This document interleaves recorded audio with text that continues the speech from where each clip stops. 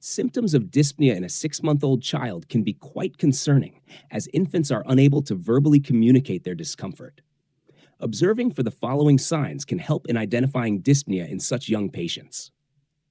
Rapid breathing, tachypnea, a breathing rate higher than the normal range for infants, 30 to 60 breaths per minute. Nasal flaring, widening of the nostrils with each breath, indicating increased effort to breathe. Grunting, a grunting sound at the end of each breath, which is a sign of trying to keep the airways open. Retractions, indrawing of the chest wall, particularly around the ribs, intercostal retractions, and below the rib cage, subcostal retractions, suggesting increased effort in breathing. Cyanosis, a bluish discoloration of the skin, especially around the lips and fingertips, indicating low oxygen levels. Wheezing or stridor. Wheezing is a high-pitched sound typically heard on exhalation, indicating airway narrowing, while stridor is a harsh vibratory sound heard on inhalation, indicating upper airway obstruction. Feeding difficulty, struggling or taking longer times during feeds due to the inability to coordinate sucking, swallowing, and breathing. Lethargy or irritability, altered general behavior, either unusually tired or irritable, as a response to decreased oxygenation. High yield points. Dyspnea in infants requires immediate medical evaluation to identify the underlying cause, which can range from infections like bronchiolitis or pneumonia to congenital heart diseases or airway abnormalities. Observing the infant's general appearance, breathing pattern, and effort can provide critical clues to the severity of dyspnea. Early recognition and treatment of dyspnea in infants are crucial to prevent progression to more severe respiratory distress or failure. Differential diagnosis table. Condition. Key features. Key features. Bronchiolitis. Wheezing, cough, typically in winter months. Viral etiology. Pneumonia, fever, cough, possibly focal chest signs on auscultation. Asthma, wheezing, family history of atopy, episodic symptoms. Congenital heart disease, cyanosis, failure to thrive, abnormal heart sounds. Foreign body aspiration, sudden onset of coughing or choking, unilateral wheeze or decreased breath sounds. Croup, barking cough, stridor, mostly at night, viral etiology. It's important to consider these conditions in the differential diagnosis and proceed with appropriate investigations to confirm the diagnosis.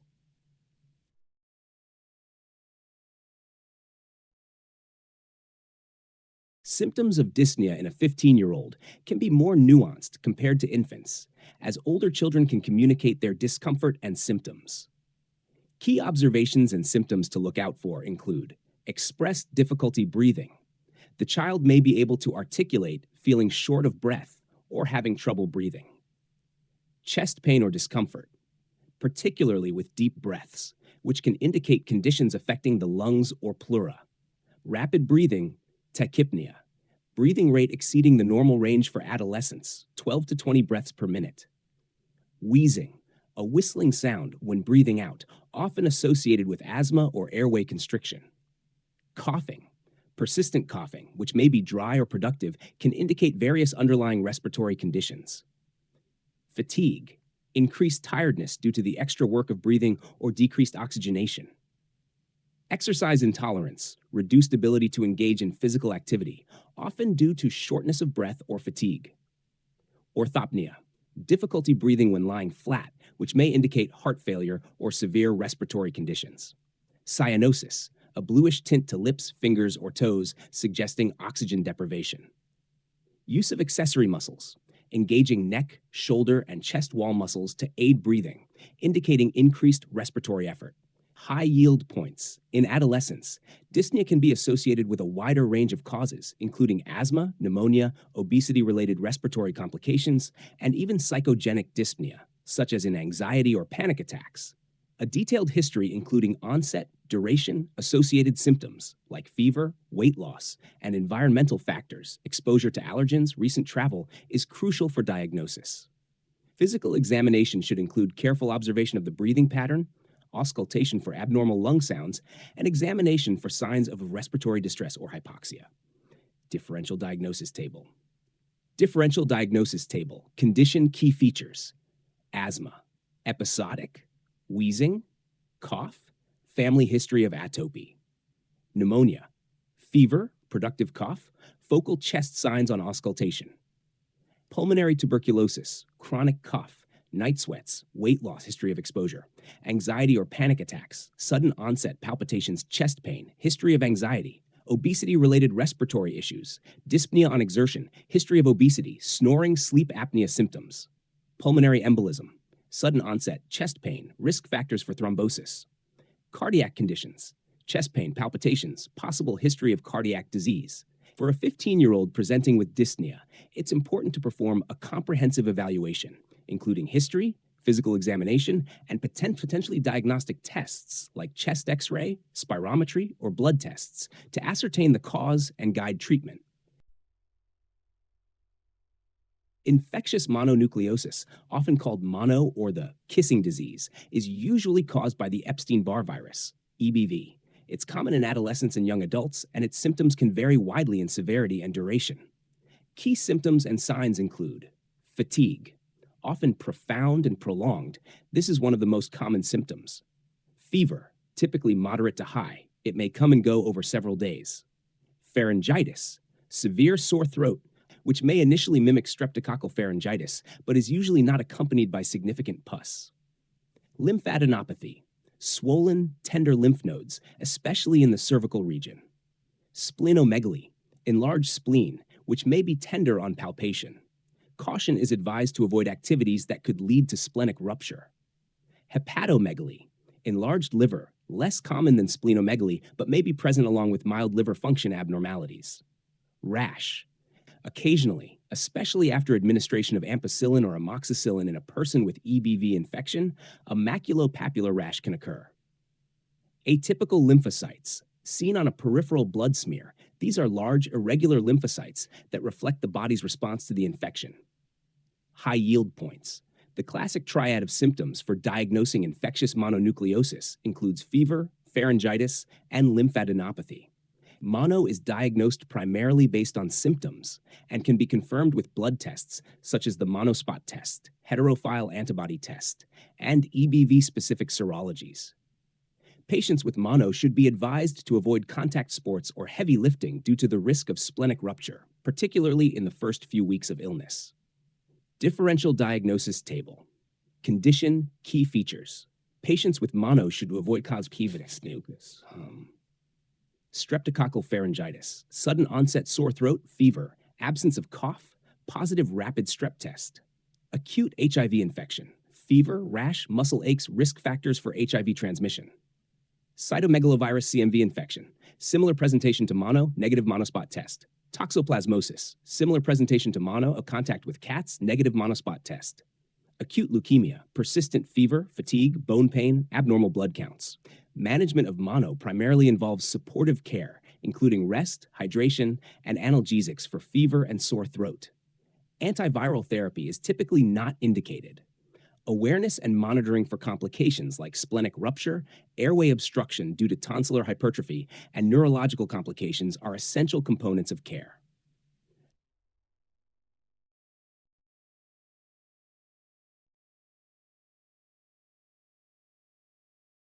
Infectious mononucleosis, commonly known as mono, is primarily caused by the Epstein-Barr virus, EBV. It typically presents with a constellation of symptoms, especially in adolescents and young adults. Fever. Persistent fever is a hallmark symptom, often accompanied by chills and night sweats. Sore throat. Severe pharyngitis, which can be so intense as to mimic streptococcal pharyngitis, with redness and swelling. Swollen lymph nodes, particularly in the neck, cervical lymphadenopathy, but also potentially in the armpits and groin, indicating an immune response. Fatigue, profound and prolonged tiredness, which is one of the most debilitating symptoms and can last for weeks to months. Headaches and body aches, general malaise and discomfort are common. Splenomegaly, an enlarged spleen, is a classic sign detected through physical examination. Hepatomegaly and liver dysfunction. Some patients might experience liver enlargement and mild liver function abnormalities. Rash. A non-itchy maculopapular rash might appear, particularly after the administration of certain antibiotics like ampicillin or amoxicillin, which are contraindicated in suspected mono due to this reaction. High yield points.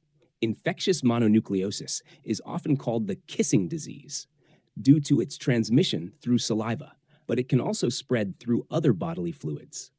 The diagnosis is supported by the presence of atypical lymphocytes on a peripheral blood smear and positive serological tests, including the heterophile antibody test, monospot test, and specific EBV antibodies. Complications to be aware of include splenic rupture. Patients should avoid contact sports during recovery, airway obstruction from tonsillar hypertrophy, and rare neurological complications like Guillain-Barré syndrome. Differential diagnosis table. Condition, key features. Streptococcal pharyngitis, sudden onset sore throat, positive rapid strep test. Cytomegalovirus, CMV infection. Similar symptoms to EBV, but negative monospot test. Acute HIV infection, fever, rash, lymphadenopathy, risk factors for HIV. Toxoplasmosis, contact with cats or undercooked meat, similar lymphadenopathy. Acute leukemia, persistent or severe symptoms, abnormal blood counts. Treatment for mono primarily involves supportive care, including adequate rest, hydration, and pain relief for sore throat and fever. It's crucial to monitor for complications and provide patient education on the potential for prolonged symptoms and recovery time.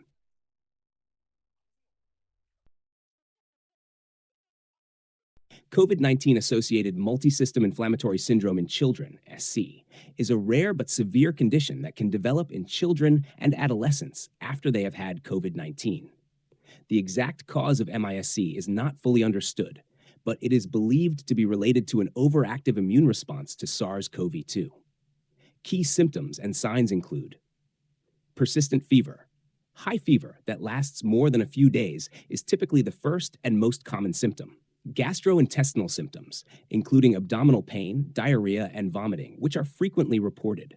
Rash. Skin rash, which can vary in appearance, is a common feature. Conjunctivitis. Red, irritated eyes without pus or drainage. Mucocutaneous lesions, including red, cracked lips, strawberry tongue, and swelling of hands and feet with redness. Cardiovascular symptoms, including hypotension, low blood pressure, tachycardia, fast heart rate, and signs of heart failure. There may also be evidence of myocarditis, pericarditis, and coronary artery abnormalities, including aneurysms. Respiratory symptoms. Though less common, cough, shortness of breath, or other respiratory symptoms can occur. Neurological symptoms, including headache, confusion, irritability, or other neurological signs. Lymphadenopathy, swollen lymph nodes. In severe cases, children may develop a shock-like clinical picture, requiring intensive care. High yield points. MAMI-SC is a post-infectious syndrome that typically occurs 2 to 6 weeks after acute SARS-CoV-2 infection, often after the child has recovered, or even if the initial COVID-19 infection was asymptomatic. The syndrome can affect multiple organ systems, and its presentation can resemble other pediatric inflammatory conditions, such as Kawasaki disease or toxic shock syndrome. Laboratory findings often show elevated inflammatory markers like CRP, ESR, evidence of coagulopathy, and markers of cardiac damage like troponin. Prompt recognition and treatment, usually involving immunomodulators like intravenous immunoglobulin, IVIG, and steroids, are crucial to prevent serious outcomes. Differential diagnosis table. Condition, key features, Kawasaki disease, fever, rash, conjunctivitis, changes in extremities, coronary artery aneurysms, toxic shock syndrome, sudden high fever, rash, hypotension, multi-organ involvement, septic shock, fever, hypotension, multi-organ failure, positive blood cultures. Acute COVID-19, respiratory symptoms, fever, variable involvement of other systems, positive SARS-CoV-2 test. Autoimmune disorders, specific to the disorder, chronic symptoms, autoantibodies. It's important to evaluate children presenting with these symptoms thoroughly, including a detailed history to assess for recent SARS-CoV-2 infection or exposure, and to perform comprehensive clinical and laboratory assessments to guide diagnosis and treatment.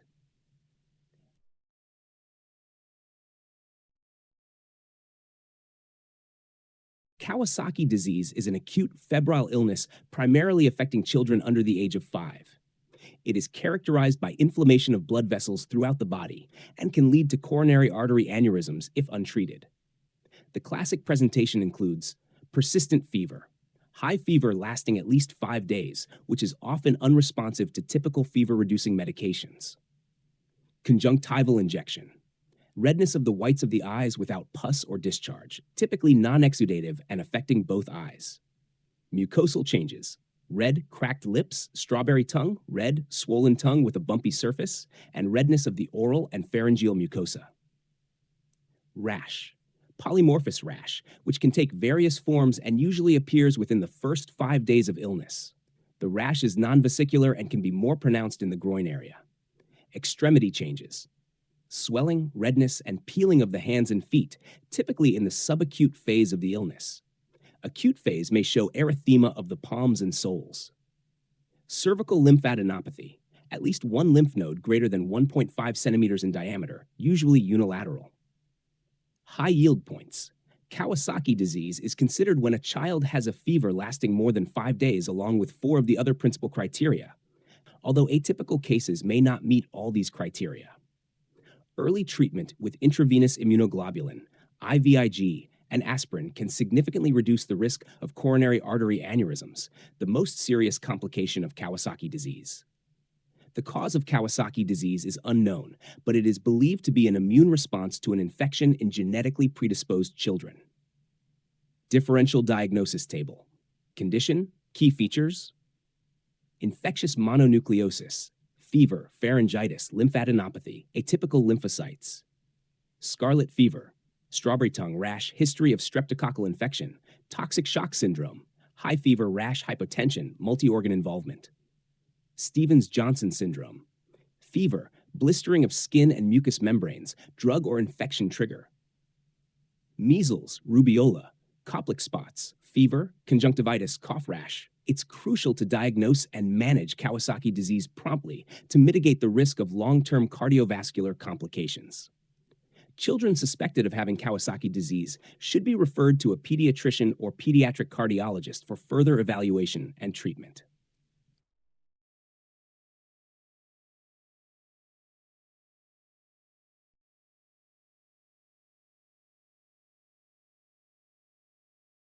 Scarlet fever is a bacterial infection caused by group A streptococcus, the same bacterium responsible for strep throat. It's characterized by a distinct rash, sore throat, and fever. Scarlet fever is most common in children aged 5 to 15 years. Key symptoms include sore throat, often severe and accompanied by painful swallowing. Fever and chills. High fever typically precedes the rash. Red rash.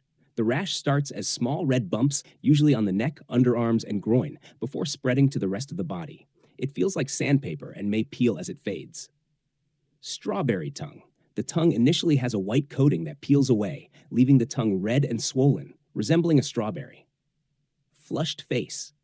The face may appear flushed with a pale ring around the mouth. Petechiae on the soft palate. Tiny red spots may be visible on the roof of the mouth. High yield points. Scarlet fever is highly contagious and can spread through respiratory droplets from an infected person or through contact with infected objects. Along with the rash, the presence of a sore throat, fever, and strawberry tongue are key indicators of scarlet fever. Early treatment with antibiotics is crucial to prevent complications, such as rheumatic fever or kidney disease, and to reduce transmission. Differential diagnosis table. Condition, key features. Kawasaki disease. High fever, conjunctival injection, swollen hands and feet, cervical lymphadenopathy. Fever, rash, may have other viral symptoms like cough or runny nose. Measles, Koplik spots, high fever, cough, conjunctivitis, then a rash. Drug reactions, history of medication intake, rash, possibly fever, and organ involvement. Toxic shock syndrome, high fever, hypotension, rash, desquamation, multi-organ involvement. Prompt recognition and antibiotic treatment can lead to rapid improvement in symptoms and prevent the spread of the infection.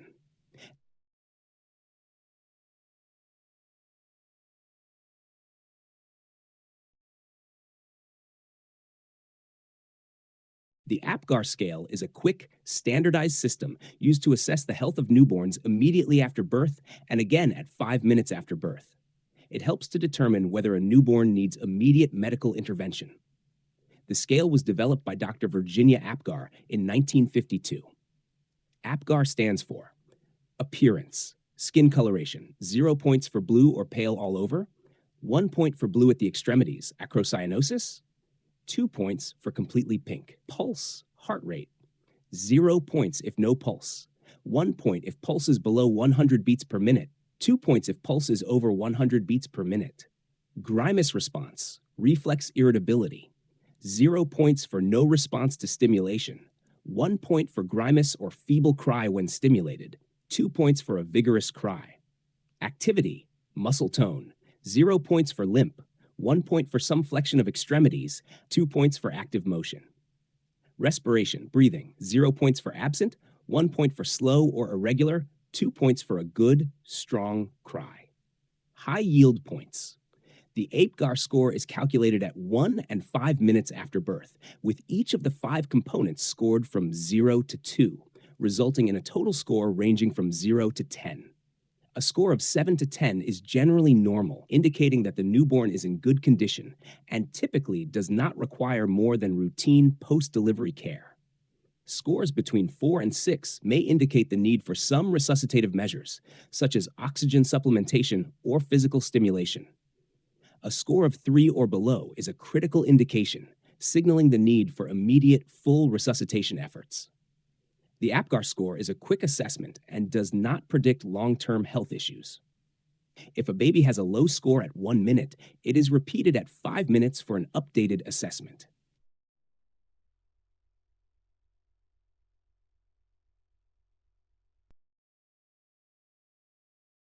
Prematurity refers to infants born before 37 weeks of gestation. Premature infants, often referred to as preemies, can exhibit a range of features that distinguish them from full-term infants due to their underdeveloped bodies and organ systems. Key features include low birth weight, weighing less than 2,500 grams, 5 pounds, 8 ounces, often significantly less. Small size, appearing smaller than full-term babies with a disproportionately large head compared to the body. Less body fat, lower amounts of body fat, which can contribute to difficulty maintaining body temperature.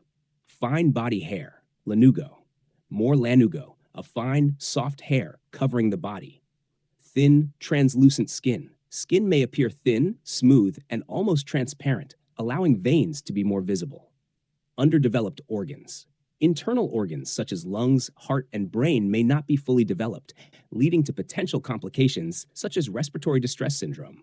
Weak muscle tone, hypotonia, reduced muscle tone and less activity compared to full-term infants, leading to a floppy appearance. Breathing difficulties. Due to immature lungs, preemies may require oxygen or mechanical ventilation. Feeding difficulties. Problems with sucking, swallowing, and digesting food, often necessitating tube feeding until they mature. Less effective temperature regulation. Difficulty maintaining body heat, necessitating incubator care or other warming methods. High yield points. Prematurity can lead to a host of complications, necessitating specialized care. The earlier the birth, the higher the risk of complications. Premature infants often require longer hospital stays in neonatal intensive care units, NICUs, to address respiratory, nutritional, thermal, and developmental needs. Follow-up care for premature infants is crucial to monitor development and address any complications of prematurity, such as developmental delays, sensory impairments, and learning difficulties. Premature infants are at increased risk for several long-term complications, so early and appropriate interventions are essential to support their development and health outcomes.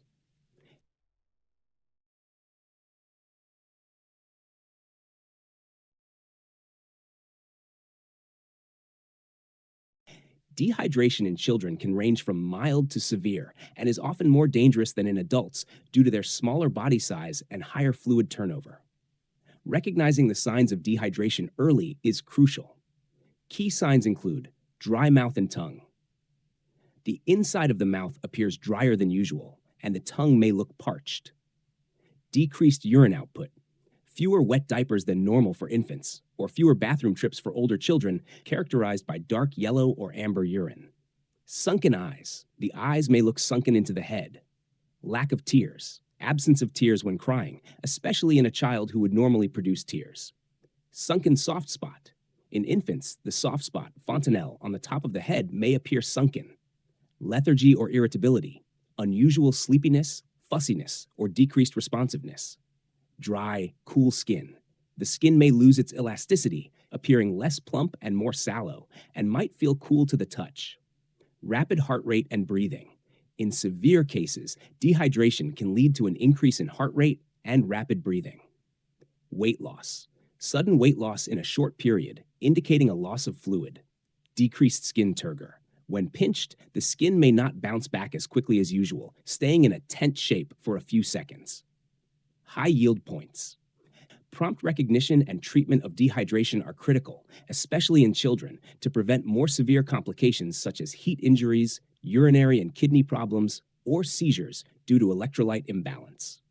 Treatment for mild dehydration typically involves oral rehydration solutions that contain water, salts, and sugar, while severe dehydration may require intravenous IV fluids in a medical setting. Preventive measures include ensuring adequate fluid intake, particularly in hot weather or when the child is ill, and monitoring for early signs of dehydration.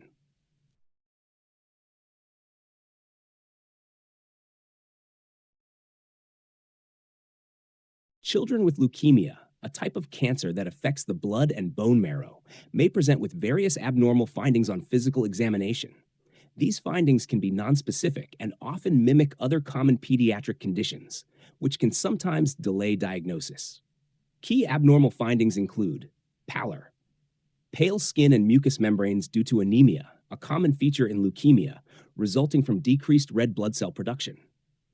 Petechiae and ecchymoses, small, pinpoint red spots, petechiae, and larger purplish areas of bruising, ecchymoses on the skin, indicating thrombocytopenia, low platelet count. Fever, persistent or recurrent fevers without an apparent infectious cause, reflecting the systemic impact of leukemia. Lymphadenopathy, swollen lymph nodes in various regions of the body, such as the neck, armpits, or groin, which may be palpable and sometimes tender. Hepatosplenomegaly, enlargement of the liver and spleen felt upon abdominal examination, a result of leukemic cell infiltration. Bone and joint pain, complaints of bone or joint pain, which may lead to limping or refusal to walk due to leukemic cells accumulating in these areas. Infections, frequent or severe infections resulting from leukemic cells impairing the immune system's normal function. Weight loss, unintentional weight loss and reduced appetite, common in many chronic illnesses, including leukemia. Bleeding tendencies, increased tendency to bleed from the gums or nose, or excessive bleeding from minor cuts or injuries due to impaired platelet function.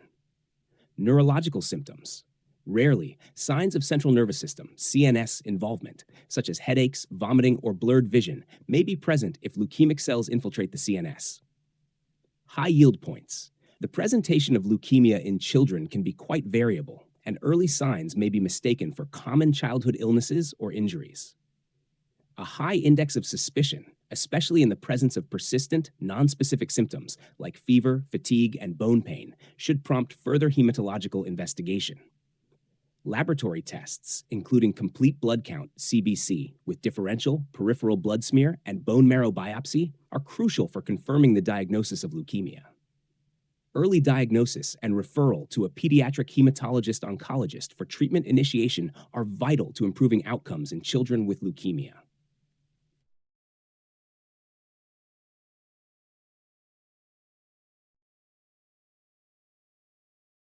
A foreign body in the airways is a medical emergency, particularly in children, and can present with various abnormal findings on physical examination. Prompt recognition and intervention are crucial to prevent severe complications, including respiratory distress or failure. Key abnormal findings include sudden onset of coughing or choking. An immediate coughing or choking episode, especially in children, can indicate inhalation of a foreign object. Stridor, a high-pitched wheezing sound predominantly on inhalation, suggesting obstruction in the upper airway. Wheezing may be heard on auscultation, usually localized to one side, unilateral wheezing, indicating that the foreign body is in one of the main bronchi. Decreased breath sounds. Diminished or absent breath sounds on one side of the chest, indicating significant obstruction of airflow due to the foreign body. Respiratory distress. Signs include increased respiratory rate, use of accessory muscles for breathing, nasal flaring, and intercostal retractions. Cyanosis, bluish discoloration of the skin and mucous membranes, indicating significant oxygen deprivation. Altered mental status. Agitation, confusion, or decreased responsiveness can occur due to hypoxia. Hoarseness or voice changes. If the foreign body is lodged near the vocal cords, there may be changes in the voice or difficulty speaking. Coughing up blood. Rare, but may occur if the foreign body causes significant trauma to the airway tissues. High yield points.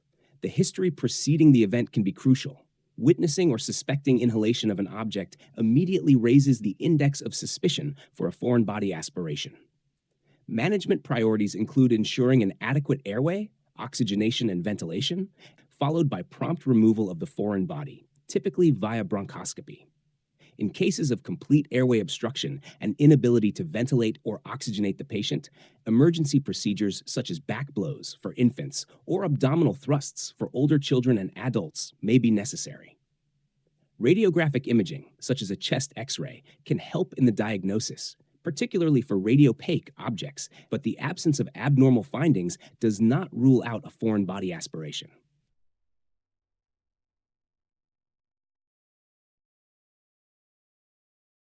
Meningitis, an inflammation of the meninges surrounding the brain and spinal cord, can present with various signs on physical examination, particularly indicative of meningeal irritation. Recognizing these signs is crucial for prompt diagnosis and treatment. Key signs include nuchal rigidity, stiffness of the neck muscles, making it difficult to flex the neck forward, chin to chest. Brudzinski's sign, involuntary flexion of the hips and knees when the neck is flexed forward, indicative of meningeal irritation. Koenig's sign, resistance or pain in the lower back and hamstring area when attempting to extend the leg at the knee while the hip is flexed at a 90-degree angle. Photophobia, increased sensitivity to light. Fever, often high, indicating a systemic inflammatory response. Altered mental status, changes in consciousness, which can range from mild confusion to severe alterations like stupor or coma. Headache, often severe and described as different from other types of headaches experienced by the patient. Vomiting, may occur due to increased intracranial pressure, often not related to food intake. Seizures can occur in some cases, indicating increased intracranial pressure or irritation of the cerebral cortex. Petechial or purpuric rash. In cases of meningococcal meningitis, a distinctive rash may appear, which does not blanch when pressed. High yield points. Early recognition of meningitis signs is critical, especially in bacterial meningitis, where rapid progression can lead to severe complications or death. The presence of nuchal rigidity, Brudzinski's, and Koenig's signs are classic clinical indicators, but may not be present in all cases, especially in very young, very old, or immunocompromised patients. Lumbar puncture for cerebrospinal fluid analysis is the definitive diagnostic procedure to confirm meningitis and determine its cause, bacterial, viral, fungal, or other. Empirical antibiotic and antiviral therapy may be initiated even before the diagnosis is confirmed, especially in cases where bacterial meningitis is suspected.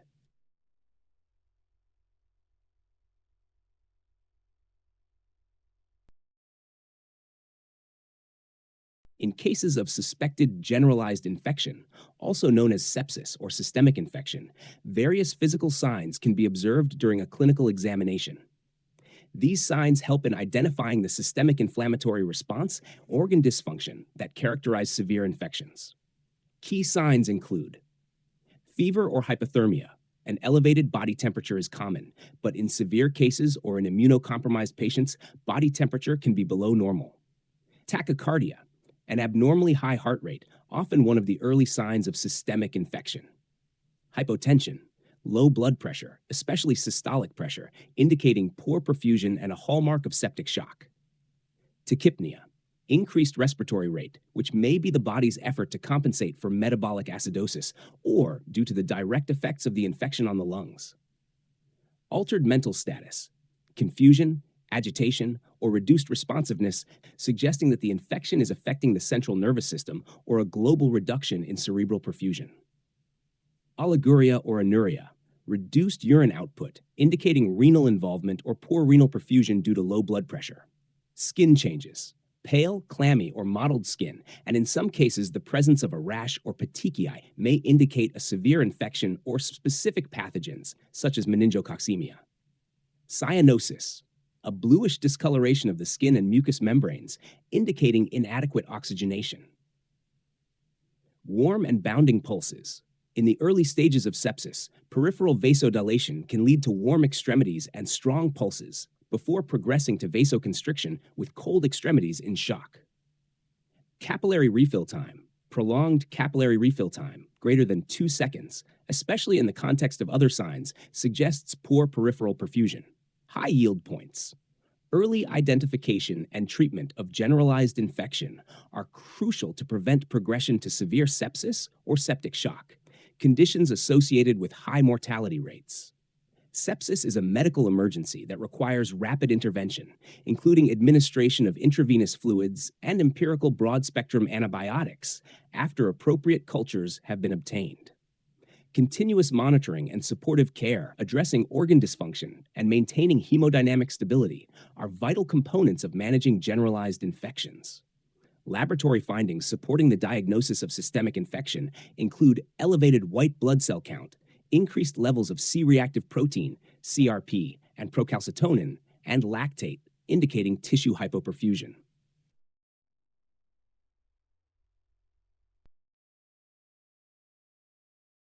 Rickets is a condition characterized by the softening and weakening of bones in children, primarily due to prolonged and severe vitamin D deficiency, which affects bone mineralization.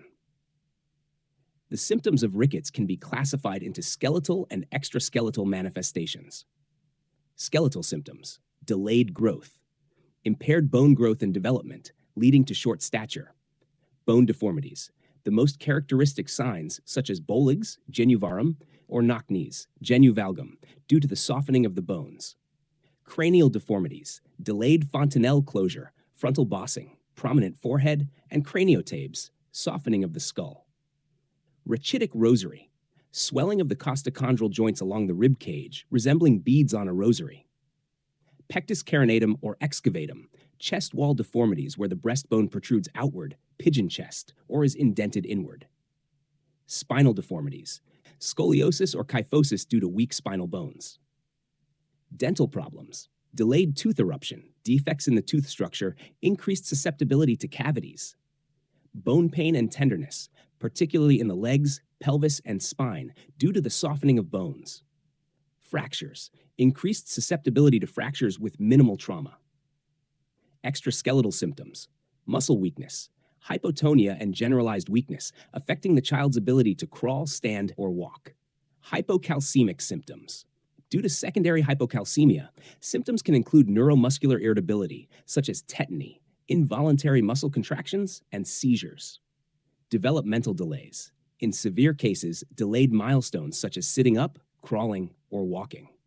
Respiratory difficulties: muscle weakness can affect the respiratory muscles, leading to difficulties in breathing.